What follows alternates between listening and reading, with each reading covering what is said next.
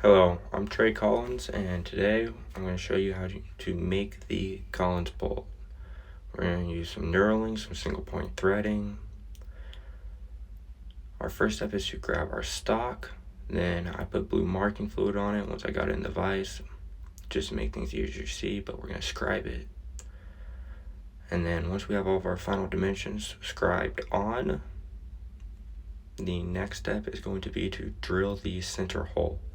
That's this hole right here. So the reason we do this is to stop our material from deflecting while we are first off making threads, and also while we're bringing it down to diameter. Aluminum does like to bend, not a lot, but it will bend.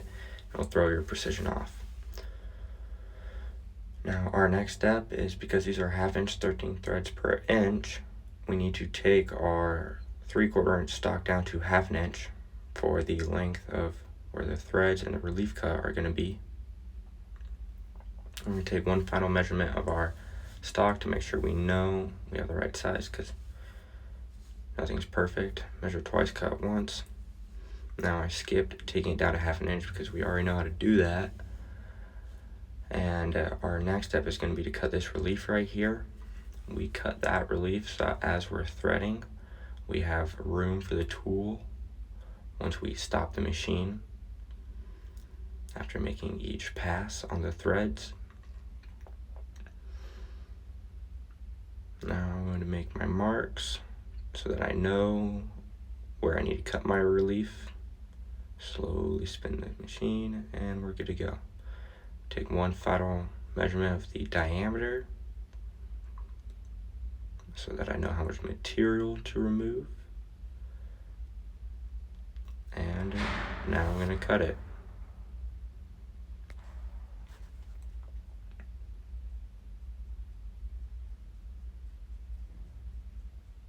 Alright, so I've now cut that relief. I'm going to measure it to make sure I've got the right diameter. And I did it in several passes, not just one. So we're good to go. Alright, now we're going to start making our threads. So our 1/2 inch 13 thread per inch. So we need to get the machine set to a TPI of 13. That's what this chart right here is where we're going to go through it. Boom, there's 13. It's on B and 1.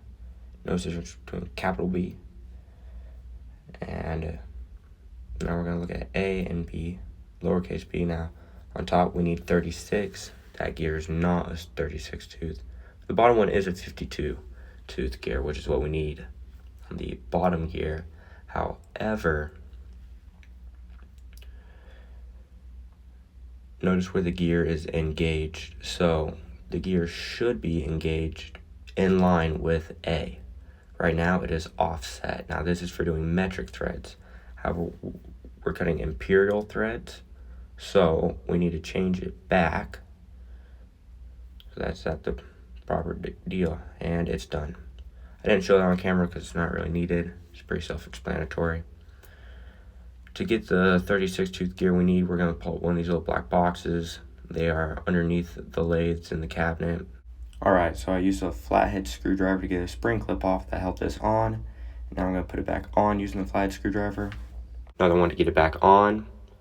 Then we're going to make sure we have good teeth engagement. Boom. Good to go. Full engagement on the top, full engagement on the bottom. You don't want any gears to be slipping. That's how you tear them up. Actually ruin a gear. We're going to tighten this back down. And you really should only have to do that if you have to move around the bottom gear. Now we got our A and B set up right. We're going to get our dials. So that's a I or a 1 and then a capital B. Now we're set for 1/2 inch 13 threads per inch. So you guys have this little dial over here on the side, but I don't really use it. After I engage the threading lever, what I do is I use the forward and reverse capabilities of the machine to cut the threads. Right there I made a scratch pass to make sure everything looked right. That's just, like it says, a scratch pass. Then I'm going to start cutting my threads. Now I only go in a little bit at a time each pass, and then I back the machine out, or back the tooling out, and then I put the machine in reverse so that I never have to disengage the lever. I can just leave it engaged. That way my threads stay true, because if you disengage the lever, what will end up happening is you'll end up cutting several different thread patterns, and you'll cross thread and a whole bunch of nasty stuff that's not going to work very well. All right, there I went a little bit too far back and almost hit the live center, so you have to be careful of that. That time around I didn't go far in enough, so I wasn't able to make a cut. Figured it out though, got it fixed, went in, finished my cut, I back it out to past my initial 0. I go back in a little bit more than I did before, make another pass. The reason why we take such light cuts while threading is because of how much surface area we are engaging with each cut. That triangular tip is cutting on both sides of the tooling, which isn't the best because we are putting so much force on the tool, cutting on both surfaces. In order to prevent bad stuff from happening, like breaking the bit or ruining the part, we take light cuts each pass. That way we're not engaging too much surface area on the threads, or at least we're not putting too much force on the threads. Now I'm checking the threads right here. One good thing to look at to tell if the threads are done is when you get that nice triangular profile, you have nice solid tips. Now you can still see a little bit of blue marking fluid there though. That means that I'm actually not done because my threads are not fully formed. But I figured, hey, if it's oversized, that's okay. I can always remove material later. Notice how I have not lifted up the lever that engages the threads once. So now I'm going to get a 1/2 inch 13 threads per inch thread gauge and test it. So I put it on there and it wants to, but doesn't quite go. So close but no cigar. Have to go back through and make more passes.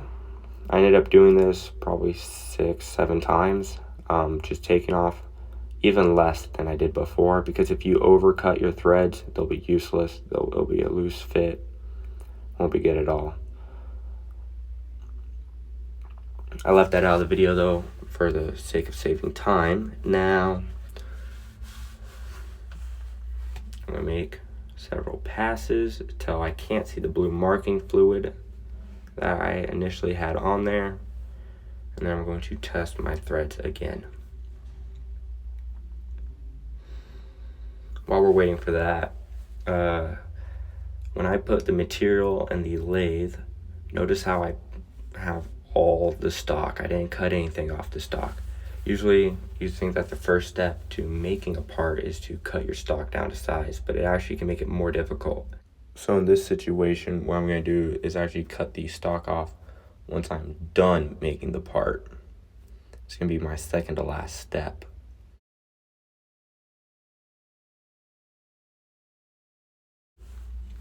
Now, I did just test it again for the threads and it didn't quite work, so I figured, oh, maybe there's a lip, and no, that's not it. The threads are oversized. I'm not going to put the live center back in here because the pass I'm about to make is so light that the live center isn't required.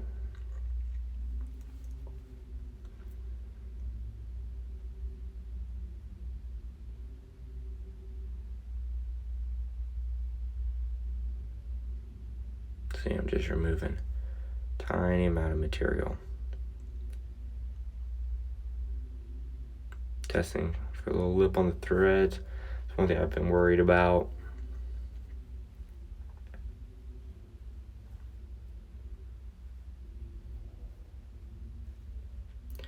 Ends up not mattering though, because once we get our thread gauge ready, find the right one,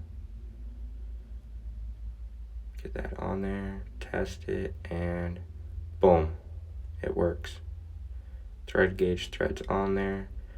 Now we can disengage the lever and do the rest of our process. The reason why we want to do our threads first though, after getting everything ready for them, instead of say doing the knurling first, is because if we mess up our threads, the threads are the trickiest part of the whole operation. So you kind of want to get the hard stuff out of the way. That way if you mess them up, you can save time when restarting.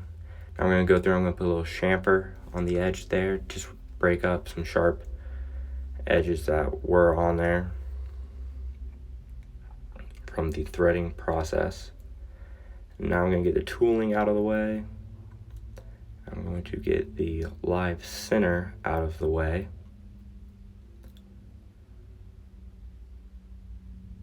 And now I'm going to take this emery cloth and I'm going to bring it over the threads. Once again, this is just to knock off that sharp edge or that burr that we leave on there, so that when people are handling this bolt, it doesn't cut them. Now we're going to change out our tooling.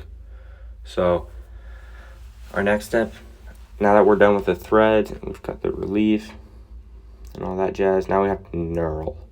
Knurling is so that we can actually grip the top of the bolt. Now, if you're on a lathe that doesn't have the quick change tool post, you're going to use this tool here.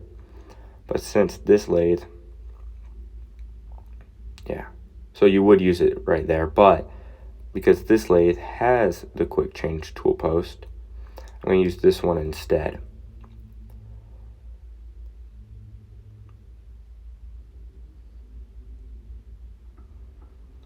Now make sure, even though these are quick change and the height should always be right, you know, y'all are in a manufacturing one class, y'all aren't the brightest, things get messed up, it's alright. Just double check and make sure everything's right before you use it. So I had to set my height on the knurling again, so that the center of the material is in the middle of the two knurling wheels.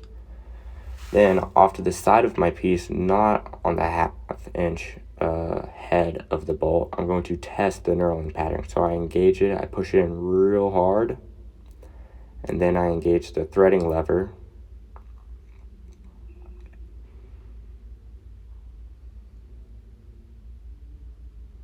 Actually, I don't engage the threading lever, my bad. I'm just testing the finish though, and it looks pretty good to me. Now, if you're on one of the lathes that doesn't have a quick change tool post, I highly recommend you leave the live center in here. You're pushing really hard on a part and you don't want to mess it up. So I would use the live center. However, because of the size of this knurling tool, I can't use the live center on this lathe. It gets in the way. So I'm going to push the knurling tool in, and once I get to the pressure I like, I engage the threading lever. I still have it on 1/2 inch, 13 threads per inch. I'm going to run down the length until I'm good. I'm going to go past 1/2 inch. That way I have a nice and consistent pattern. I test the finish. I like it. It feels pretty good. It's nice and grippy like it needs to be. And I'm done with that tool. I'm going to go back to this one now.